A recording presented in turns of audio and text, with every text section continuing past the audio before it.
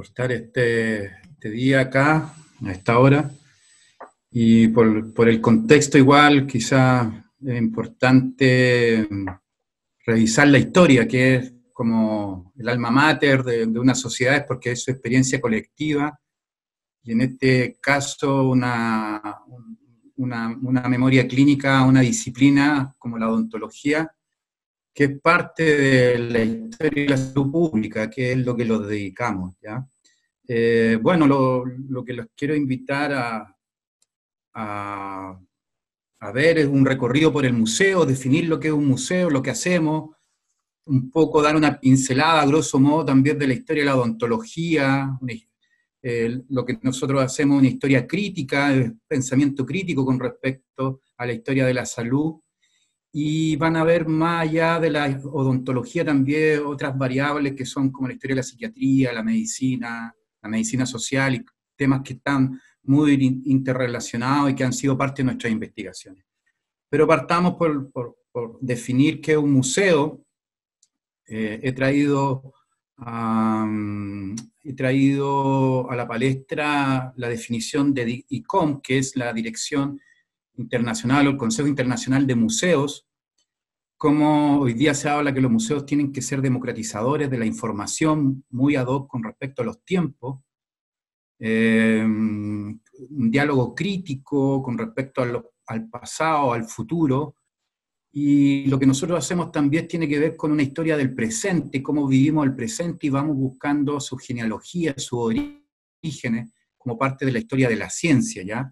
Y algo fundamental que lo dice ICOM y que para nosotros también es fundamental es que los museos no tienen ánimo de lucro, porque nuestro museo está inserto en la Universidad de Chile, que es una universidad pública y que busca o se perfila como una universidad de gratuidad y de calidad, y donde se incorporen todos los sectores sociales a una educación también de primer nivel, como es la que busca la Chile, ¿ya? Entonces eso por un lado. Lo otro que habría que definir, qué es el patrimonio cultural. La concepción de patrimonio antes estaba muy asociada a la relación con la riqueza. Ya cuando se empezó a hablar como en términos públicos, culturales, se relacionaba también con las estructuras monumentales, cómo el Estado buscaba construir ciertos monumentos para llenarlos de valores de propaganda, que quería un poco disciplinar a la población en torno a ciertos valores patrios o de diferentes niveles como militar, etcétera. Pero el patrimonio cultural yo creo que tiene que ver con bienes, como se citaba al comienzo, tangibles o intangibles. Los tangibles son los materiales, como los objetos que tiene el museo, donde hay que darle una narrativa, una explicación, una interpretación, una hermenéutica, como dicen los historiadores. Y los intangibles, que también son muy importantes, son las prácticas sociales. Muchas veces también están en el presente, no solamente en el pasado, como son ciertos grupos humanos, en torno a ciertos oficios que son importantes de rescatar. Bueno, y nuestra misión como museo busca, como siempre lo hemos dicho, nosotros somos un museo de sitio, o in situ, como se plantea, que es donde nace la disciplina odontológica de nuestro país. Ya la Facultad de Odontología es la primera escuela de odontología, por lo tanto, es el origen de la disciplina científica de la odontología. Entonces, nuestro museo está ubicado donde nace la disciplina. Y en doble formato, porque también es el lugar o el espacio urbano donde nace la salud pública. Nosotros estamos ubicados en el barrio de La Chimba, Ultra Mapocho, al otro lado del río. La Chimba significa eso, al otro lado del río, en lengua indígena, y donde están todas las instituciones de salud, y eso también tiene las instituciones de salud del Estado, ya que parten a fines del siglo XIX, y eso también tiene una explicación histórica que se la voy a tratar de dar o explicar. Entonces, en nuestro museo, estos son los contenidos. Nuestro museo está disgregado por la facultad, disperso. En el primer piso administrativo está la ciudad higiénica, como le hemos llamado al proyecto de Benjamín Vicuña Maquena, que se los voy a explicar, donde nace la salud pública. La genealogía dentro de la ciudad higiénica, la genealogía de la disciplina odontológica, sus vínculos con el mundo etnocientífico, y a qué me refiero, con los saberes o el conocimiento del mundo indígena, que también tenía conocimiento científico. Por ejemplo, los pueblos, la civilización inca hacía paralaje, hacía cálculos o mediciones de estrellas para proyectar sus ciudades. Eso se hacía, era así. La chamán o la machi mapuche trataba la esquizofrenia con datura stramonium, como el conocimiento herbolario, y eso es parte de una historia que nosotros queremos rescatar también como parte de un mestizaje clínico que se dio en la historia de la salud pública, sobre todo en la época colonial y en la primera mitad del siglo XIX. Los oficios populares, que muchas veces son desechados por la historia de la ciencia, hablar un poco quién eran los cirujanos barberos, los flebótomos, los sacamuelas, y cómo se va a concretar también la profesionalización odontológica. Además, vamos a mostrar, nosotros hacemos biografías de objetos, cómo van circulando los objetos, van cumpliendo, van pasando o se van transfiriendo los objetos en ciertas instituciones, y vamos a hablar de nuestra colección de equipos de rayos X, que es importantísima dentro de lo que tenemos. Y en el segundo piso de nuestro edificio vamos a hablar de dos modernidades de la odontología, donde la odontología entra a la esfera judicial, lo que la hace tener una importancia social mayúscula, más importante, la odontología como juez, ¿ya? Que es el caso Becker de 1909 y el caso La Ballena de 1976. Y por último, en el edificio Colín, vamos a hablar de tecnociencia, de algunos conocimientos odontológicos, de algunas tecnologías, de la fiesta del cepillo de dientes, que para nosotros es el gran proyecto social que permite a la odontología entrar al Estado a comienzos del siglo XX, y que se va a proyectar y va a madurar hasta el golpe militar, donde nuevamente se privatiza la odontología y la medicina en general. Y después vamos a hablar un poco de nuestras dependencias y nuestros proyectos y nuestras publicaciones que tenemos como museo, porque no solamente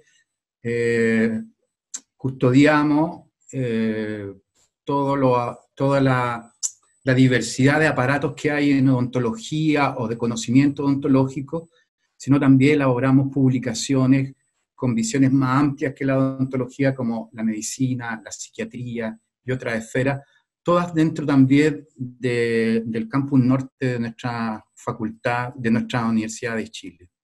Bueno, y partamos por el comienzo. Como les decía, un museo de sitio donde nace la salud pública. ¿Qué pasa en el siglo XIX en Chile? En el siglo XIX se dividen dos partidos políticos de la élite, ¿ya?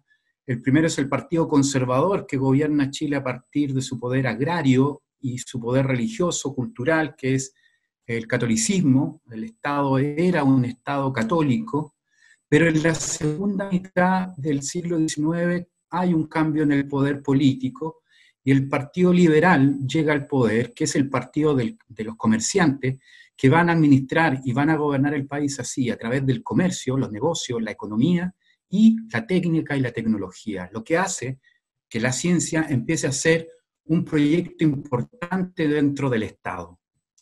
Y eso se va a empezar a materializar o a concretizar cuando llega a la Intendencia de Santiago un reformador social formado en Europa, llamado Benjamín Vicuña Maquena. Él plantea que para modernizar la ciudad de Santiago hay que generar un proyecto de segregación social a partir de un proyecto de salud pública, o de higiene pública, como se le llama a la medicina social en el siglo XIX. Y él dice que en Santiago existen dos ciudades, una ciudad blanca, limpia, cristiana, blanca, rica, y otra ciudad, un Aduar africano, una verdadera Manchuria, lleno de cloacas y de infecciones donde vive el bajo pueblo, como lo citaría el profesor Gabriel Salazar. ¿Y qué hace Benjamín Vicuña Maquena? Construye un cordón sanitario con su asesor Ernesto Ansart, que es un francés, que es la planimetría que les estoy mostrando, y construye un cordón sanitario o muro sanitario de 11 kilómetros, donde al centro deja los sectores ricos y afuera deja el bajo pueblo. Específicamente al barrio de La Chimba, en el lado norte de la ciudad de Santiago, donde históricamente se habían ubicado los pobres, va a empezar a construir todas las instituciones de salud que el Estado necesita para concretar su proyecto de industrialización. Un proyecto económico para el Partido Liberal no va a funcionar si no tiene una mano de obra sana para construir el modelo. Por lo tanto, empieza a conformarse lo que Alfonso Alvich, un historiador de la medicina europea, llama el homo higiénico, la mano de obra obrera sana para el proyecto de la industrialización.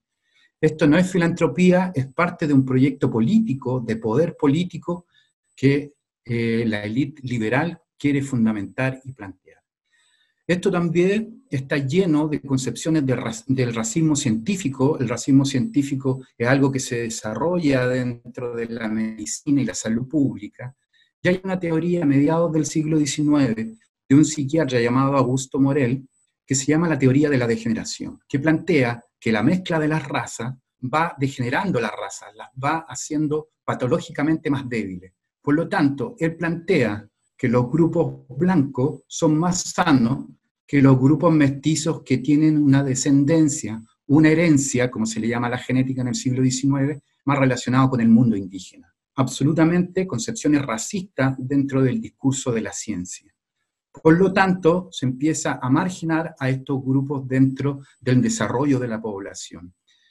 Lo que Michel Foucault, un filósofo e historiador francés, llamará la biopolítica. Cómo hay que administrar la vida, la muerte, desarrollando estas instituciones y gobernar a las poblaciones bajo estos principios, en clave biológica.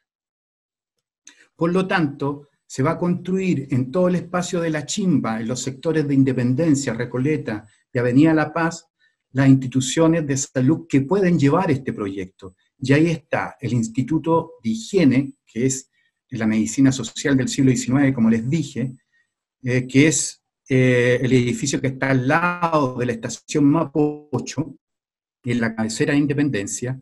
Está la Casa de Orates, que es el actual Instituto Psiquiátrico José Jorvit Barak, una institución muy importante que empieza a concretar lo que Agamben o los biopolíticos llaman el gran encierro, encerrar a toda la marginalidad que no sirve para el proceso de industrialización, locos, sifilíticos, toda una marginalidad biológica que no sirve para el modelo de desarrollo social, los locos, y el Instituto Psiquiátrico José Jorvit Barak, en ese tiempo, llamado también Manicomio Nacional, empieza a generar una terapia que se llama ergoterapia, que es la recuperación del paciente a través del trabajo.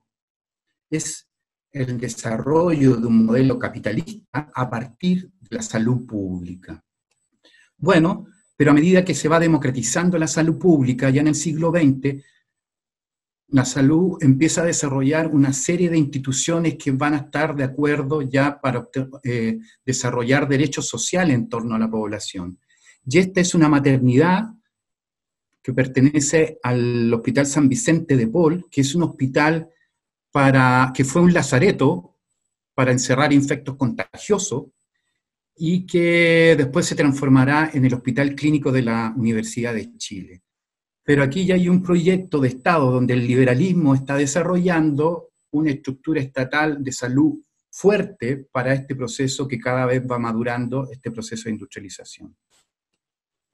Y dentro de todo este espacio urbano, el espacio higienista, también se ubica la Facultad de Medicina, que a partir del siglo XIX adquiere enorme poder, como lo plantea María Angélica Illanes, una historiadora de la medicina social, que tiene un bello libro que se llama En nombre del Estado, la nación y el pueblo, y donde ella plantea que los médicos empiezan a solucionar los problemas de la industrialización, el hacinamiento de conventillos, las enfermedades que son provocadas como la tuberculosis, la sífilis, y eso implica que los médicos empiecen a convertirse en una élite, lo que ella llama la inteligencia médica.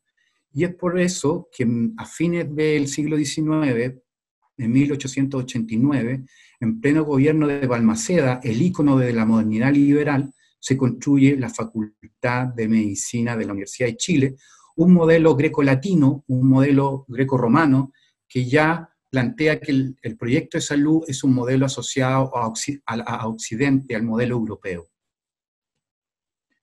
En este mismo espacio también encontramos el Instituto Médico Legal, al lado del cementerio, el espacio de la vida, la muerte, la locura, todo está dentro de la ciudad higiénica, y en este Instituto Médico Legal se moderniza la morgue, que era un espacio absolutamente poco higiénico para desarrollar las pericias en casos de crímenes o todo lo que tiene que ver con la medicina legal. Pero este Instituto Médico Legal hace poco sacó una memoria, 100 años de historia, y reconoce que el caso Becker, que es el caso de identificación dental que les voy a hablar más adelante, de 1909, da el impulso definitivo para construir este proyecto ya moderno del Instituto Médico Legal. Y por supuesto, también nuestra Facultad de Odontología, que se ubica en sus orígenes en Recoleta, con Avenida Santa María, es parte de todo este proyecto higiénico. Esta es una fotografía bellísima que encontramos en el Ministerio de Obras Públicas, y a pesar que puede sonar muy antiguo, esto era absolutamente modernidad, era tecnología de vanguardia para la época. Aquí están los llamados sillones patas de león, como se le llaman en jerga popular, son modelos franceses del siglo XIX, y que ya empiezan a desarrollar una escuela mucho más moderna de la escuela técnica que se había empezado a construir en 1888. Bueno, y aquí ya llegamos a nuestra facultad. Esta es la parte donde entramos a los edificios, donde está nuestro museo, y lo primero que vemos es este sillón, un Imperial Columbia. ¿Por qué se llama así? Porque es un sillón de vanguardia de la White Dental, que es una gran industria de elementos odontológicos norteamericana, que presenta este modelo en un congreso científico en Colombia, en 1895. Y además es el primer sillón que tiene disco, que le da mayor equilibrio al objeto para manejarlo, tiene motor hidráulico y también tiene una pequeña silla para niños, por lo tanto sería un sillón de odontopediatría. Es un objeto único que tenemos como museo, es muy de valor patrimonial para nuestras colecciones, y además recuerda un poco a los sillones barberos, y eso es lo que le quería plantear con los oficios populares, cómo los sillones conservaron un poco esta estética del barbero, y es porque yo diría hasta finales del siglo XVIII, la biología y la medicina no tuvo ninguna importancia científica. En ese tiempo gobernaba la filosofía, la teología y las ciencias humanistas también, pero a partir de la industrialización eso cambia. Por lo tanto, en la colonia, los médicos o cirujanos barberos se dedicaban a operar y a afeitar en las plazas públicas.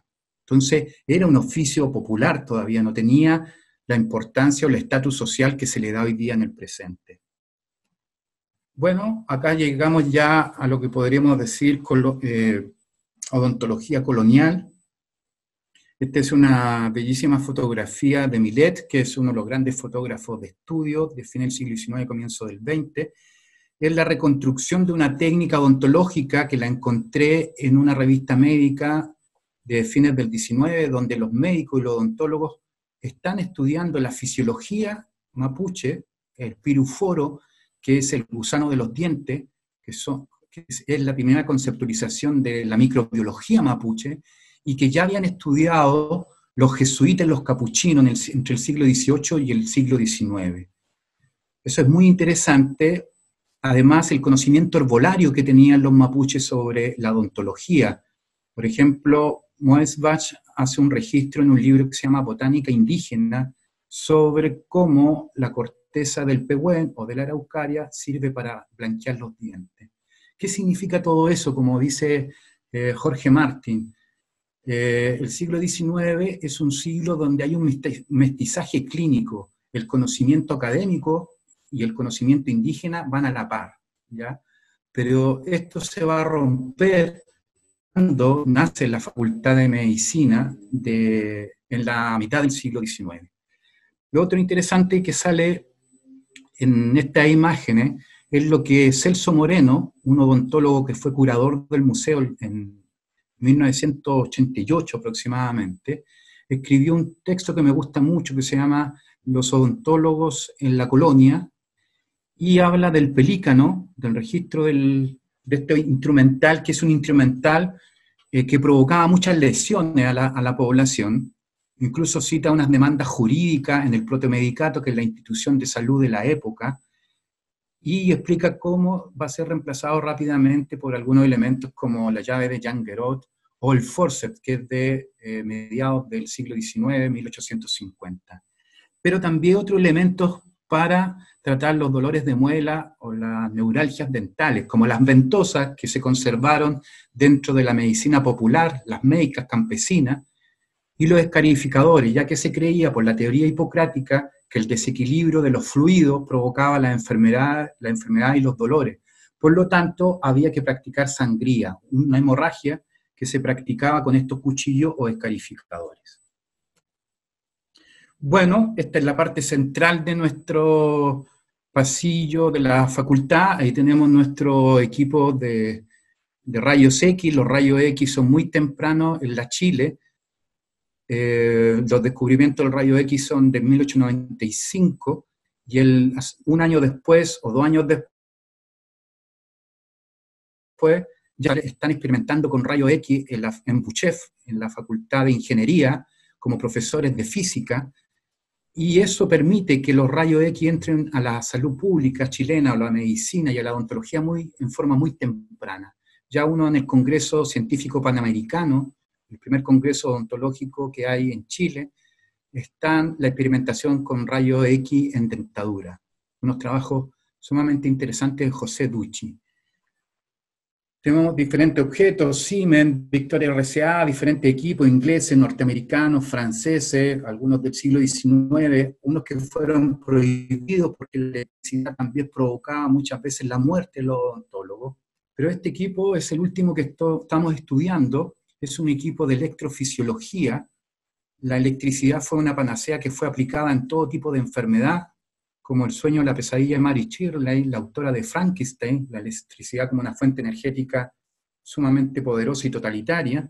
Y este es un aparato de electricidad para calmar dolor de muelas, neuralgia. Se aplicaban golpes eléctricos.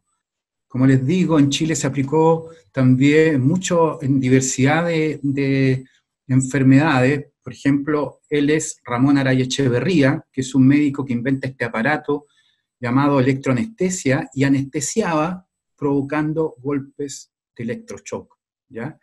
Y este de acá abajo es un aparato tristemente conocido tristemente como el electroshock, un proyecto de la medicina fascista de la Universidad Benito Mussolini, y es un proyecto que llega a la psiquiatría se sentía una hermana pobre de la medicina, por eso no cuestionó esta tecnología que llega a la salud pública en términos de la psiquiatría o la salud mental. Hoy día absolutamente cuestionado incluso por organizaciones de pacientes psiquiátricos.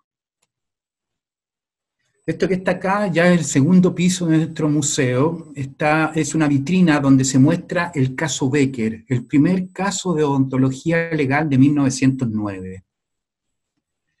¿Qué pasa en el caso Becker? En febrero de 1909 aparece la legación, la embajada alemana, prusiana en la época, incendiada, y un cadáver calcinado, supuestamente se dice que es el canciller Guillermo Becker, ¿ya? Y se responsabiliza a un funcionario chileno de su muerte y haberlo incendiado y haberse robado una parte importante del dinero de la embajada, llamado Ezequiel Tapia. Se hacen 2 autopsias porque hay algunas dudas. Alemania demanda a Chile, pide una explicación diplomática a una indemnización que algunos plantean que puede ser el Estrecho de Magallanes. Hasta que el gobierno conservador de Pedro Montt manda a buscar a un odontólogo que venía llegando de su pasantía en Francia, llamado Germán Valenzuela Basterica, y le pide practicar el reconocimiento, la identificación dental. ¿Cuál es la técnica o cómo es la interpretación que se hace? Se consigue la ficha dental de la supuesta víctima y se compara la dentadura con la ficha dental, ya que en la ficha dental están las terapias que se hicieron. Por ejemplo, el funcionario alemán Guillermo Becker tenía una obturación, una tapadura de oro, y esa buscarla en la ficha clínica. Eso es lo que hace Germán Valenzuela Basterica, compara la ficha con la boca del cadáver calcinado y se da cuenta que esa tapadura de oro no está en el cadáver. Por lo tanto, el caso sufre un vuelco. Se dan cuenta que el asesino es el funcionario alemán y la víctima había sido el funcionario chileno. Bueno, el gobierno conservador le paga a Germán Valenzuela Basterica con la Facultad de Odontología de la Universidad de Chile. Así nace nuestra facultad, esa es nuestra historia, a partir de este caso llamado el caso Becker. Pero a fines del siglo XX ocurre también un proceso muy similar. En plena dictadura militar de la dictadura de Pinochet, hay asesinato o un proceso de genocidio, varias personas son arrojadas al mar, y en 1976 aparece un cadáver de una mujer donde la prensa de la época plantea que es un asesinato pasional. El Instituto Médico Legal tiene sospechas de que puede ser una dirigente, una profesora comunista llamada Marta Ugarte, que fue desaparecida y arrojada al mar. Por lo tanto, manda a buscar a su odontólogo llamado Luis Choca Gómez. El profesor Luis Choca Gómez llega con su ficha clínica y compara su ficha con el cadáver que estaba irreconocible, producto de lo que había pasado con él en términos de haber sido arrojado un helicóptero hacia el mar. Y se da cuenta al comparar la ficha clínica con el cadáver que sí coinciden en este caso tanto las fichas con las huellas de la boca de esta persona. Por lo tanto, se reconoce en plena dictadura militar que la dictadura de Pinochet está cometiendo terrorismo de Estado. Y esto es muy importante porque la odontología se acerca a los derechos humanos, algo que había sido absolutamente lejano en la historia de la tradición de la ciencia republicana. Esta es la ficha original que nuestro museo la recuerda. Hay un documental de Patricio Guzmán que se llama El botón de nácar, donde habla de este caso que es muy importante, porque la ONU a partir de ahí reconoce que en Chile hay detenidos desaparecidos. Bueno, ahí está el profesor Luis Choca Gómez, que ahora es un profesor emérito, que ganó un premio que se llama Juvenal Hernández, un premio muy importante en la Universidad de Chile. Está junto con el antropólogo Claude Snow, que en pleno dictaduras militares de América Latina forman un equipo forense y recorren reconociendo fosas comunes, incluso llegan a la guerra de Yugoslavia que ocurre a fines de 1990 o comienzo de los 90, y es un importante reconocimiento al profesor con respecto a esta trayectoria que hizo en términos de la violación a los derechos humanos. El profesor Luis Choca Gómez es el primer odontólogo que tiene un doctorado en estas ciencias odontológicas y que tiene una trayectoria muy, muy importante. Bueno, ya vamos a las tecnociencias o las biografías de objetos. Este es un sillón militar de 1917, cuando el odontólogo tiene que llegar a los hospitales de sangre a reconstruir rostro, porque desde la guerra de Crimea las tecnologías militares construyen muchas bombas que provocan destrucción de rostro, por lo tanto hay que hacer reconstrucción de maxilofacial. Hay un odontólogo que se llama Leopoldo Panat, que es especialista en cirugía plástica odontológica, que se formó en el ejército, porque la medicina y el militarismo van de la mano en sus procesos de modernidad. Por lo tanto, es muy importante ir estudiando estas dos disciplinas, cómo se desarrollan. Bueno, este sillón funciona como un armamento, se desarma y se echa dentro de este baúl y es arrojado desde los aviones para ir avanzando en las tropas de sangre. Posteriormente, este sillón quedó para la odontología rural como una herencia tecnológica. Después los odontólogos empezaron a llegar a sectores rurales a partir de este sillón itinerante. Bueno, y este es el sillón Patas de León que les mostré al comienzo, un sillón que fue restablecido porque está en muy malas condiciones restaurado por Miguel Videla, que es un profesor de la Escuela de Arte de la Universidad de Chile, Y al lado hay también un torno Morton, que es el pedal para hacer las obturaciones, una máquina de obturaciones que funcionaba en forma de pedal como una máquina de coser Singer. Son objetos valiosísimos que tiene nuestro museo y que son, yo diría, de 1870 hacia adelante. Acá hay diferentes elementos vulcanizadores que asocian que la odontología también estuvo relacionada con profesiones como la herrería en la época europea del siglo XVI-XVII. Ambrosio Paré, que es un constructor de arsenal médico y odontológico, es hijo de herrero, por lo tanto los oficios populares también alimentaron la ciencia, las manualidades de la ciencia o el conocimiento científico. Esta es una parte también de nuestro museo, donde hay parte de desarrollo de la ortodoncia, el arco de Snow, una pieza también importante dentro de nuestras colecciones. Porcelana en polvo para hacer esmalte de dientes, piezas dentales. Y también encontramos objetos o modelos de cera de la casa Tramont, que es una casa francesa de escultura que mezcla lo orgánico, personas con cera para hacer modelos, para enseñar en anatomía. Lo interesante es que nosotros encontramos el documento que nos permite ir viendo en qué instituciones de salud llegaban todos estos modelos anatómicos, una especie de historia de la burocracia científica, a qué instituciones iban, cómo iban cambiando los saberes con respecto a los modelos. Pero también lo que nos interesa es relacionar la historia social que hay con respecto a las disciplinas de salud. Y la odontología también tiene una historia social. Por eso también tenemos un sector que habla de feminismo y odontología, cuando la mujer llega a la esfera del poder científico o del conocimiento científico. Y es a partir del decreto Becker, que en 1877, donde la mujer se le permite entrar a la instrucción pública o primaria y ya la educación universitaria. Y esto es muy importante, es algo que no es gratuito, las mujeres luchan por sus derechos como las sufragistas, que luchan por sus derechos políticos, y a partir del decreto Amunátegui pueden entrar a la universidad.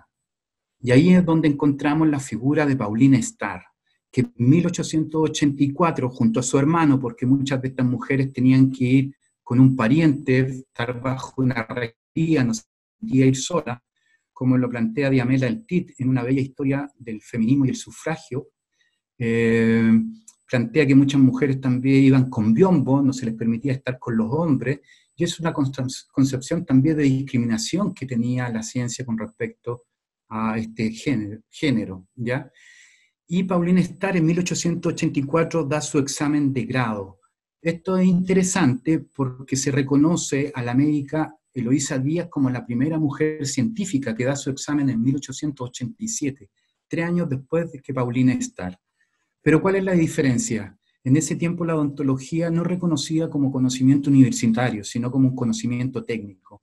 Por eso Paulina Starr no está como la primera mujer científica. Pero lo importante es que es una generación de mujeres que logra conquistar la ciencia para obtener también sus derechos sociales y políticos. Esta otra diapositiva habla de lo que hemos llamado el nacimiento de la odontología social, la fiesta del cepillo de dientes de 1917. ¿Qué pasa en esa época? Un grupo de odontólogos junto al Estado plantea el proyecto de hacer educación o higiene bucal a los niños proletarios. ¿Por qué niños proletarios? Porque antiguamente los niños eran trabajadores obreros. Hay un bello libro de Jorge Rojas que se llama Los niños cristaleros, que habla que los dirigentes sindicales podían tener entre 7 y 8 años. Por lo tanto, la fiesta del cepillo de dientes también fue un rescate de la infancia que no era reconocida en esa época. La primera fiesta se hizo en la Quinta Normal, que era el espacio científico de la ciudad de Santiago, yo diría, desde fines del siglo XIX, porque ahí estaba el Museo de Historia Natural creado por Rodolfo Armando Filippi, el primer observatorio astronómico creado por Pisis, un científico francés, y toda la Quinta Normal es un mega jardín botánico formado por Claudio Gay y Domeyko. Por lo tanto, es un espacio donde la ciencia se está desarrollando y ahí ocurre esta fiesta del cepillo de dientes. El personaje histórico que está al lado de la fotografía del lado derecho es Waldo Vila, un estudiante de odontología que en 1922 plantea una tesis muy osada para la época. Plantea que la odontología, una tesis llamada Odontología y Trascendencia Social, donde plantea que la odontología debería estar en las grandes industrias, en todos los espacios de producción económica, en el seguro obrero, y que debería ir en la vanguardia de la salud pública. Es muy interesante porque en el fondo es un estudiante que se está atreviendo a hacer o relacionar la odontología con un proyecto de Estado.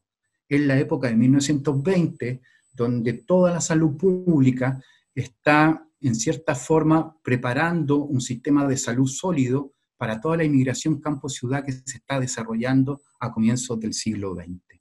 Waldo Vila no solamente fue odontólogo, y esto es un poco la dinámica o la plástica que tenía la odontología de esa época, fue uno de los grandes pintores del proyecto modernista de comienzo del siglo XX, que son las vanguardias artísticas, y hay una colección enorme de pinturas de Waldo Vila en el Museo de Arte Contemporáneo.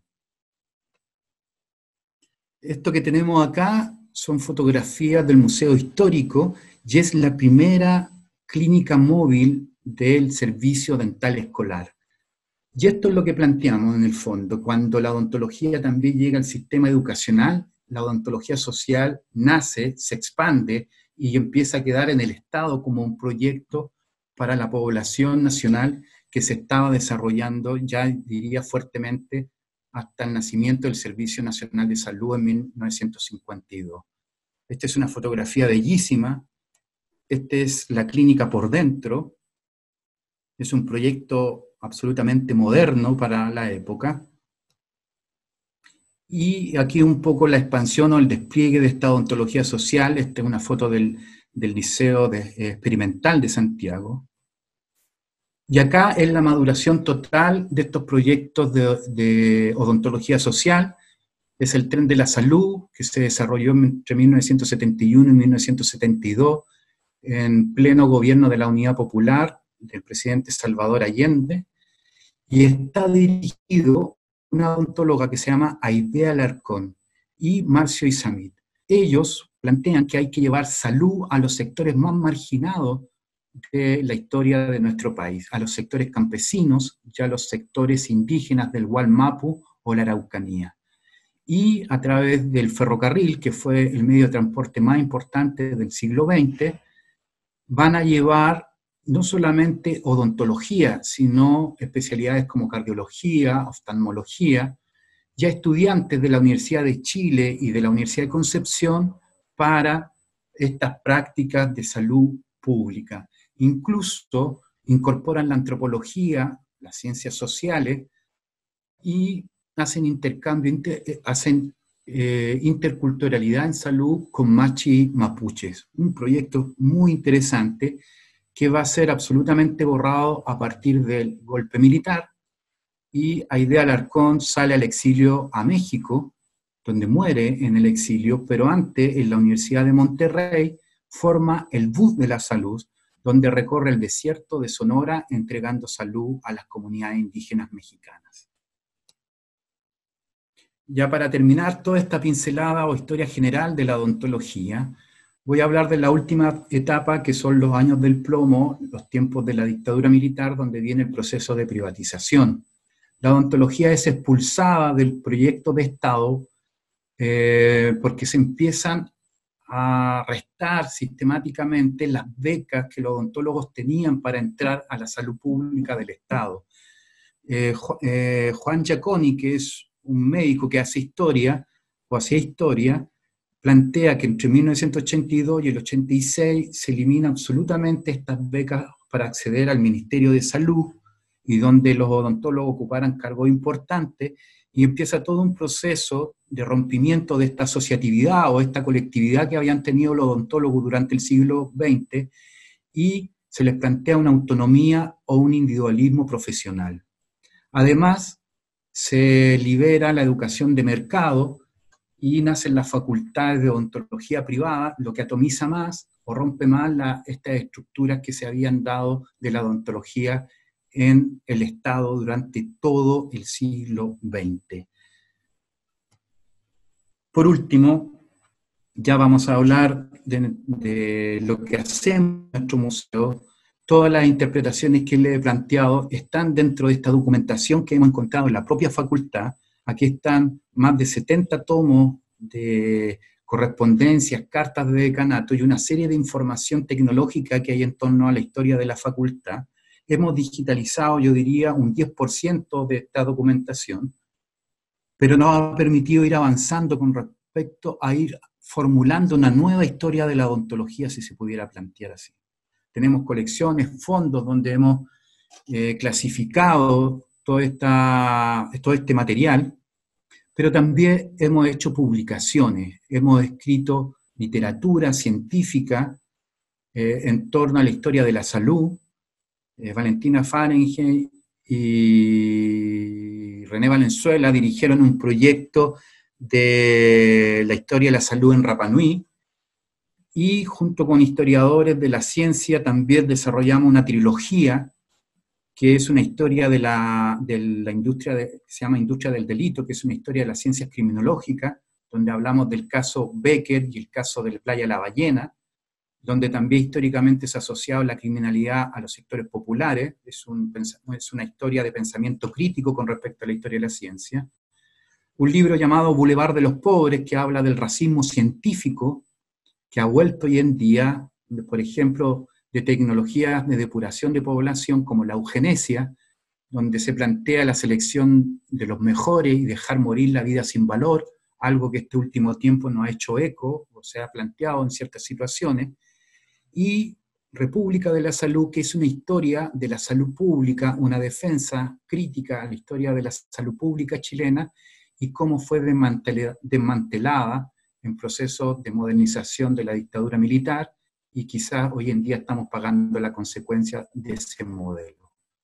Por lo tanto, son 3 libros de vanguardia elaborados en nuestro museo junto a la editorial 8 Libros.